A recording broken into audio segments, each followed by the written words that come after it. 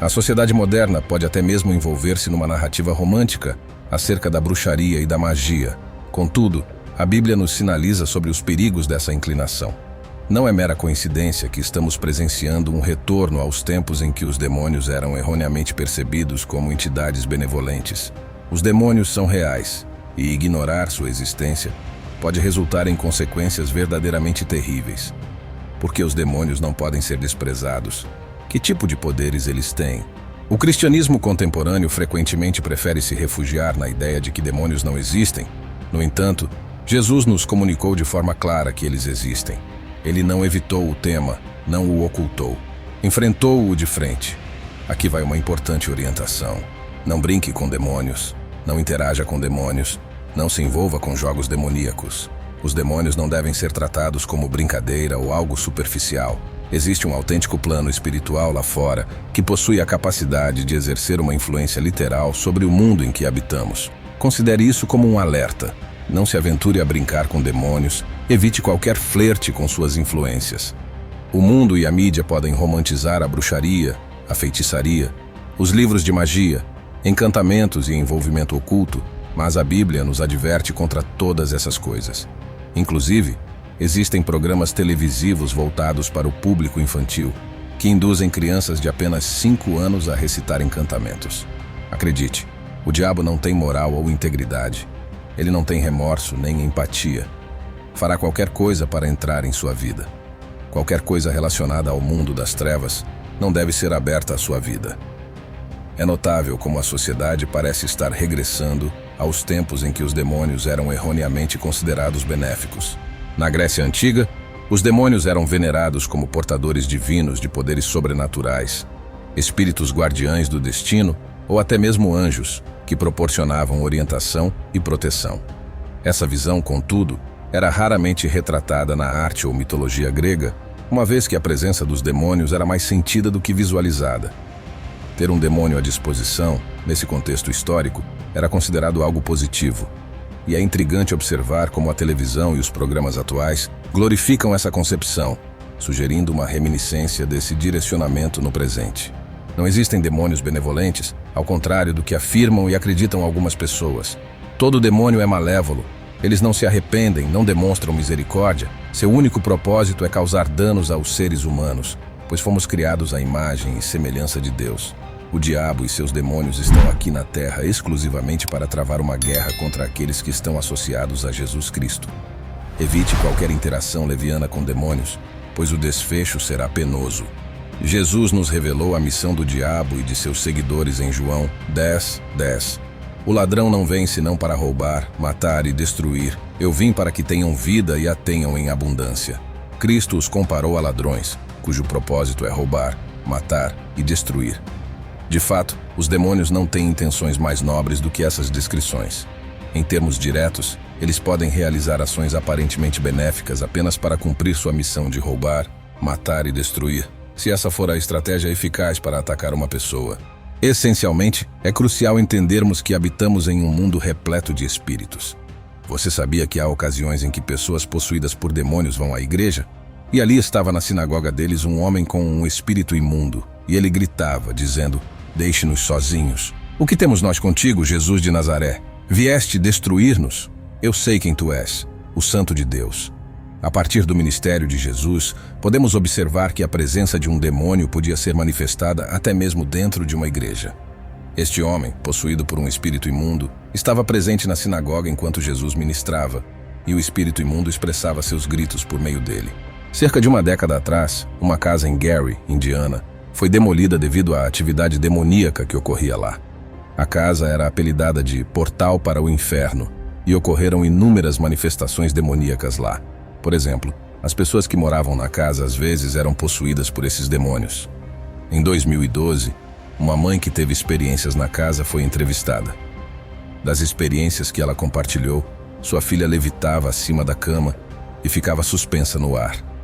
Literalmente, ela levitava. O demônio falava com a família, e a família descrevia a voz do demônio como semelhante à morte.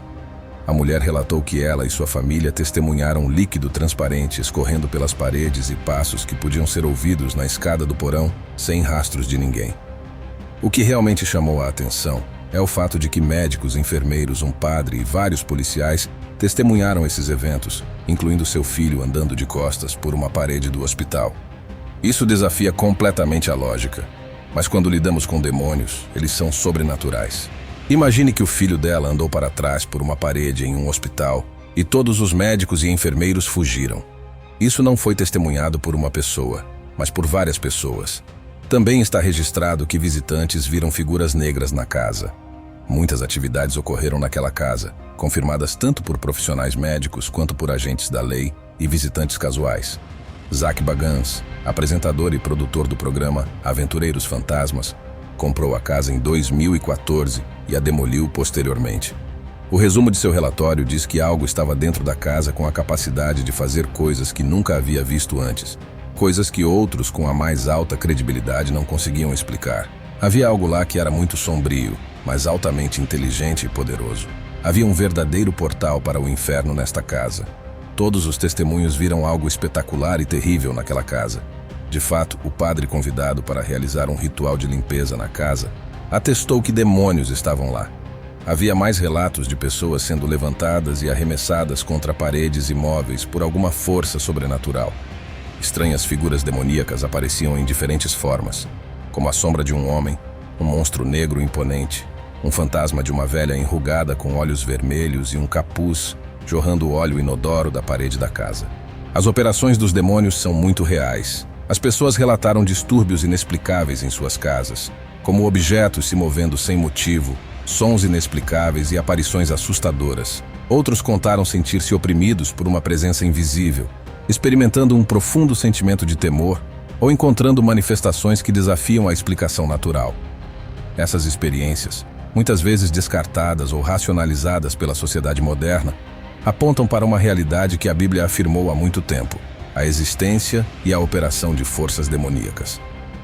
Nesse contexto, é importante que os cristãos sejam espiritualmente discernidores e fundamentados nas Escrituras.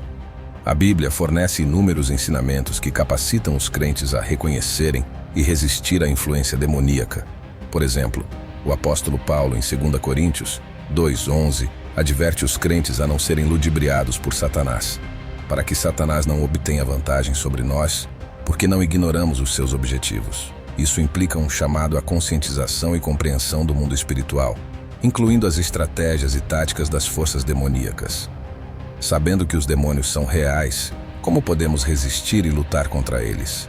Paulo, em Efésios 6, do versículo 10 ao 18, nos traz grandes orientações. E finalmente, meus irmãos, sede fortes no Senhor e na força do seu poder. Revesti-vos de toda a armadura de Deus, para que possais estar firmes contra as astutas ciladas do diabo. Porque não lutamos contra carne e sangue, mas contra os principados, contra as potestades, contra os governantes das trevas deste mundo, contra a maldade espiritual em regiões celestiais. Portanto, tomai toda a armadura de Deus, para que possais resistir no dia mau e, havendo feito tudo, ficar firmes. Portanto, estai firmes, tendo cingidos os vossos lombos com a verdade, e vestida a couraça da justiça, e calçados os vossos pés na preparação do evangelho da paz, tomando sobretudo o escudo da fé, com o qual podereis apagar todos os dardos inflamados do maligno, e tomai o capacete da salvação e a espada do Espírito, que é a palavra de Deus, orando em todo tempo com toda oração e súplica no Espírito, e vigiando nisso com toda perseverança e súplica por todos os santos. Como essas revelações podem moldar nossas escolhas diárias, nossas interações com os outros e nosso entendimento do mundo ao redor? A verdade é que a batalha espiritual é real, e a conscientização é o primeiro passo para a vitória. Que cada revelação compartilhada aqui sirva como uma âncora em sua jornada espiritual, capacitando-o a discernir e resistir às influências demoníacas. Se você gostou dessa mensagem, compartilhe com seus amigos e familiares. E lembre-se, conto com a sua presença no próximo vídeo, para continuarmos nossa jornada. Um forte abraço e que Deus te abençoe poderosamente.